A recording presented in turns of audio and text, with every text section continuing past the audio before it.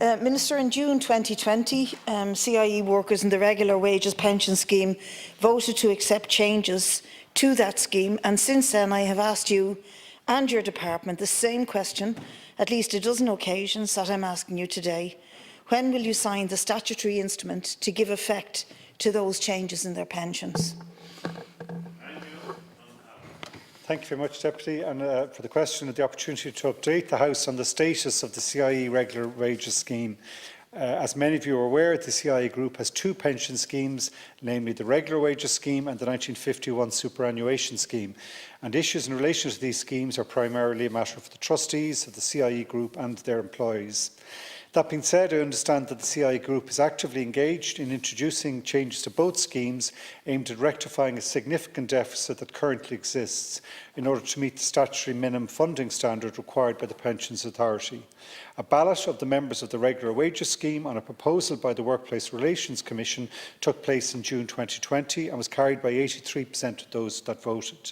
The proposed changes were agreed by the trustees of the scheme, the employees and the CIE Group following extensive and prolonged engagement between all the parties. Following this process, CIE prepared and submitted draft statutory instruments to my department to give effect to the proposed amendments, to establish a new defined contribution scheme and to consolidate the existing SIs comprising the main scheme. These changes involve significant amendments which are necessary to address the minimum funding standard requirements. As the Deputy is aware, there are a number of steps involved before a statutory instrument can be made, including the statutory consultation process which took place and ended on the 28th of February last. Officials in my department are reviewing the submissions received and processing some minor textual edits through legal advisers. I expect this due diligence will be completed shortly. Thereafter, a report on the final SAS will be submitted to me for consideration. I must also then consult with the Minister for Public Expenditure and Reform as required under the Transport Act. In relation to the Deputy's query regarding backdating of benefits for those who have retired or are due to retire shortly, the draft SIs provide that benefits improvements will apply retrospectively from the date of the ballot in June 2020. I would like to again reassure the Deputy that my department are working to finalise the SIs as expeditiously as possible. My question by acknowledging that in June 2020 the ballot took place and the changes were agreed by the workers, but this is now April 2022, the end of April 2022. Why is this important? Because I think it says a lot about how the department and the state at senior levels view bus drivers and train drivers and transport workers generally, and the priority that they give them. I mean, they would get an increase of €30 a week in their pension from a meagre 130 to 160, and they will get an increase in their lump sum of 20,000, which make a huge difference to their lives. My father worked in Dublin Bus, was then called CIE, for 40 years and retired on a pension of £16.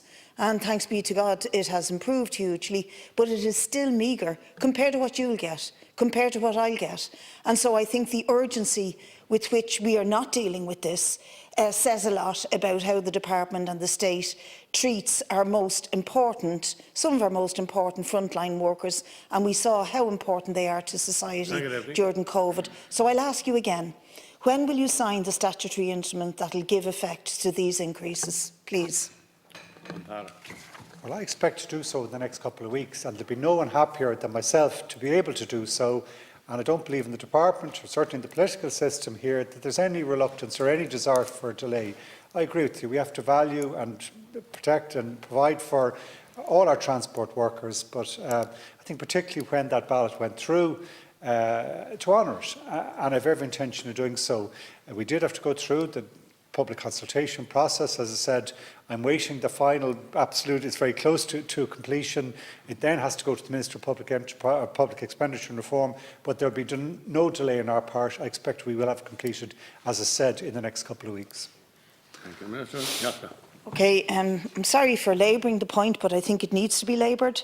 In early 2021, you told me, and it's there on the record, that you hoped to have this statutory instrument signed by the third quarter of 2021. We're now in the second quarter of 2022, and there's no sign of it being signed. Now, I hope I don't have to explain to you or to anybody else who has any sense of how workers survive and strive, and after many, many years in a job, what that increase would mean to them on a daily basis. And I get regular inquiries from bus workers and train drivers, etc., asking me, when are we going to get our pension increase? I hope you'd understand that. And just as an aside, I think there should be a bit more urgency about how we deal with retired workers, and I've made this point to Damien English in relation to another bill that I have before the House. But many of these workers will die much younger than those of us who do white-collar work, precisely because they do blue-collar, manual work. Statistics show that their mortality isn't as high as other groups of workers. So I would plead with you to deal with this with some urgency and to give us that reassurance that all of the payments will be backdated for those who have lost out so far.